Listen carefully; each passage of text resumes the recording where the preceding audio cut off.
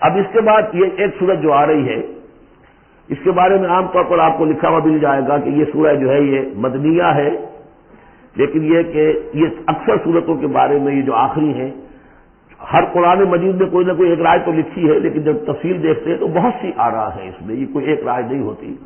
میں نے جب تحقیق کی ہے تو حضرت عائشہ صدیقہ رضی اللہ تعالی عنہ کے قول کے مطابق یہ سورت بھی مکی ہے، مدنی نہیں ہے۔ سورۃ البینہ، بسم اللہ الرحمن الرحیم، لم یکن الذین کفروا من اہل الکتاب والمشرکین منفکین حتی تأتیہم البینہ، نہیں تھے وہ لوگ جنہوں نے کفر کیا تھا اہل کتاب میں سے اور مشرکین میں سے کہ انہیں علیحدہ کر دیا جاتا یا باز آ جاتے حتی تأتیہم البینہ، جب تک کہ ان کے پاس بینہ نہ آ جاتی۔ ظاہر بات ہے کہ وہ گمراہی میں مبتلا تھے، کوئی بین چیز آئے، کوئی واضح چیز آئے جس سے کہ ان کو محسوس ہو جائے، شعور ہو جائے کہ ہم گمراہی پر ہیں۔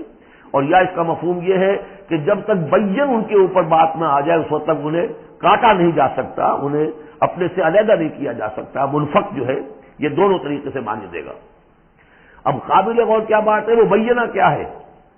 رسول من اللہ یتلو صحفا مطہرۃ فیہا کتب قیمہ، ایک رسول اللہ کی جانب سے جو تلاوت کرتے ہیں پاکیزہ اوراق کی، اور وہ فیہا، ان اوراق میں کیا ہے؟ بڑی مضبوط کتابیں لکھی ہوئی ہیں، احکام ہیں اللہ کے۔ کتاب کا لفظ خاص طور پر میں بتاتا آیا ہوں آپ کو کہ یہ احکام شریعت کے لیے آتا ہے۔ فیہا کتب قیمہ، یہ ہے وہ چیز کہ جب اللہ کا رسول اللہ کی کتاب لے کر آ جائے تو یہ بینہ اب ہو گئی، اب بات واضح ہو گئی، اب کسی شک و شبہ کی گنجائش نہیں رہی۔ یہی سورہ طلاق میں ہم نے پڑھا تھا ذکرہ، قد انزلنا الیکم ذکرا رسولا یتلو علیکم آیاتہ، تو یہ جو ہے رسول جب تلاوت کرتا ہے، وہ ہے کہ رسول اور کتاب مل کر بینہ بنے، اللہ کی کتاب، اس کا معلم رسول مل کر بینہ بنے۔ اس اعتبار سے بینہ اور ذکرہ کی جو تعبیر ہوئی ہے اور اس کی ڈیفینیشن جو ہوئی ہے سورہ بینہ میں اور سورہ طلاق میں، وہ بہت اہم ہے۔ اب فرمایا وما تفرق الذین اوتوا الکتاب الا من بعد ما جاءتهم البینہ، یہ جن لوگوں کو کتاب دی گئی تھی انہوں نے جو پہلے بھی تفرقہ کیا ہے آپس میں، یہ جو بٹ گئے، یہ کوئی نصارہ بن گئے، کوئی یہودی بن گئے، پھر نصارہ میں نہ معلوم کتنے فرقے ہوئے اور یہودیوں میں کتنے فرقے ہوئے، یہ سارا تفرقہ ہوا کب؟ الا من بعد ما جاءتهم البینہ، مگر یہ کہ ان کے پاس بینہ آ چکی تھی، گویا کہ اس کے اب جرم کی وہ پورے طور پر اس کی سزا کے سزاوار ہو چکے۔ وما امروا، یہ آیت اس اعتبار سے بہت اہم ہے کہ دین کا پھر وہی خلاصہ جو ہم نے پڑھا تھا بہت ہی شدت کے ساتھ سورہ زمر میں، وہ پھر آ گیا، وما امروا الا لیعبدوا اللہ مخلصین لہ الدین حنفاء، اور انہیں حکم نہیں ہوا تھا مگر اس بات کا کہ بندگی کریں، پرستش کریں اللہ کی، لیکن اس کے لیے اپنی اطاعت کو خالص کرتے ہوئے۔ یہ نہیں کہ نماز تو اللہ کی پڑھ رہے ہیں لیکن یہ کہ اور کام اپنے نفس کی مرضی کے مطابق کر رہے ہیں، وہاں اللہ کے حکم کو ٹھکرا دیا ہے۔ کاروبار جو کر رہے ہیں وہ اور طریقوں سے کر رہے ہیں جو حرام ہے، تو یہ تو پھر بندگی نہ ہوئی۔ یہ تو وہ بات ہو گئی افتؤمنون ببعض الکتاب وتکفرون ببعض، کیا تم ہماری کتاب اور شریعت کے ایک حصے کو مانتے ہو اور ایک کو رد کر دیتے ہو؟ فما جزاء من یفعل ذلک منکم الا خزی فی الحیاۃ الدنیا، تو جو کوئی بھی تم میں سے یہ رویہ اختیار کرے گا اس کی کوئی سزا اس کے سوا نہیں ہے کہ دنیا میں ذلیل و خوار کر دیے جائیں، ویوم القیامت یردون الی اشد العذاب، اور قیامت کے دن بدترین عذاب میں جھونک دیے جائیں۔ دنیا کی رسوائی تو آج ہمارے ماتھے پر لکھی ہوئی ہے۔ 1.5 ارب انسان، 1.25 ارب تو کم سے کم ہے، 120-130 کروڑ سے کم نہیں آج مسلمان، عزت نام کی کوئی شے نہیں۔ عالمی معاملات میں بھی ہیو نو سے، کسٹمی پرست کے بھیا کس تھی، ہماری پالیسیاں کہیں اور بنتی ہیں، کہیں اور سے ہمارے بجٹ کے لیے انسٹرکشن کہیں اور سے آتی ہیں، اور تو اور بات ہے۔ تو وما امروا الا لیعبدوا اللہ مخلصین لہ الدین حنفاء، یکسو ہو کر پوری زندگی اللہ کے قانون کے تحت ہوگی تو پھر عبادت قبول ہوگی، ورنہ یہ جو ہے کہ کچھ اللہ کو دو اور کچھ قیصر والا قیصر کو دو، خدا والا خدا کو دو، یہ اسلام میں قابل قبول نہیں۔ اب اس کے بعد فرمایا وَيُقِيمُوا الصَّلَاةَ وَيُؤْتُوا الزَّكَاةَ، اس کے علاوہ وہ نماز قائم کریں، زکوٰۃ ادا کریں۔ بندگی اور شے ہو گئی، نماز اور زکوٰۃ علیحدہ شے ہو گئی۔ بندگی تو اطاعت ہے، زندگی آمد برائے بندگی، زندگی بے بندگی شرمندگی۔ اس بندگی کے حقوں کے تقاضوں کو پورا کرنے کے لیے نماز دی گئی آپ کو، تاکہ آپ یاد تو کرتے رہیں، اللہ کو یاد تو کرتے رہیں، تاکہ وہ جو عہد کیا ایاک نعبد و ایاک نستعین دن میں 5 مرتبہ تالا ہو جائے۔ اس کو حفیظ نے کہا ہے، سرکشی نے کر دیے دھندلے نقوش بندگی، آؤ سجدے میں گریں، لوح جبین تازہ کریں۔ یہ جو ہے اس کے اوپر دھندلے ہو گئے نقوش بندگی. نماز پڑھو تاکہ یہ بندگی کا رس پھر اور چمک اٹھے.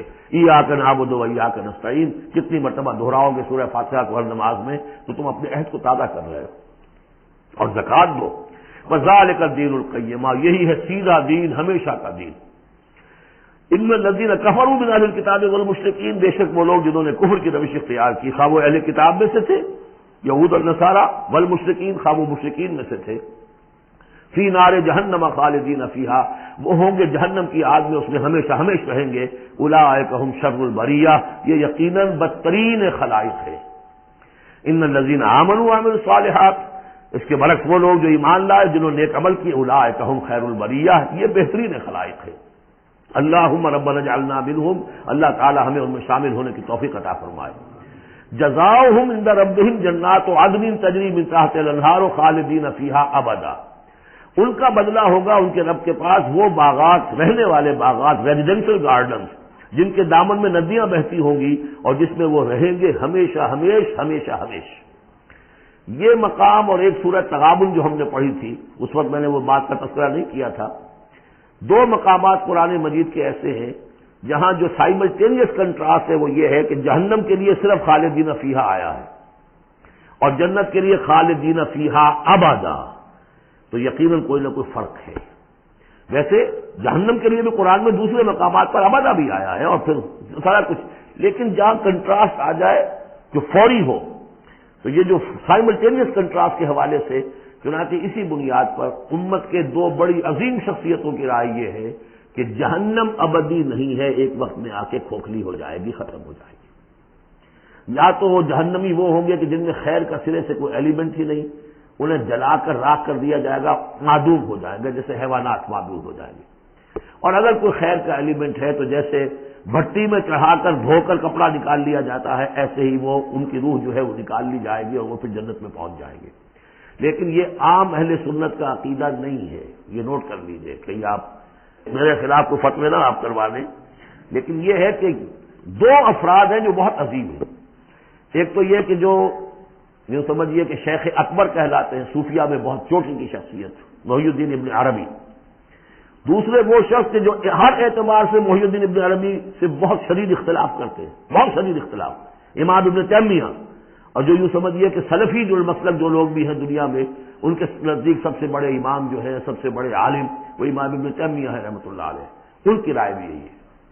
تو دو عظیم اشخاص کا اس پر متفق ہو جانا, متفق گردید رائے بو علی بارائے من, تو یہ وہ یقیناً جو ہے اس قابل تھا کہ میں آپ کو اس کا تذکرہ ذکر بتا دوں.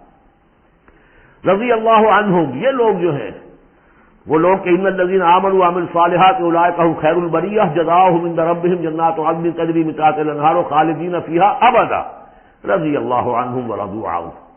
اللہ تعالیٰ ان سے راضی ہو گیا اور وہ اس سے راضی ہو جائیں گے.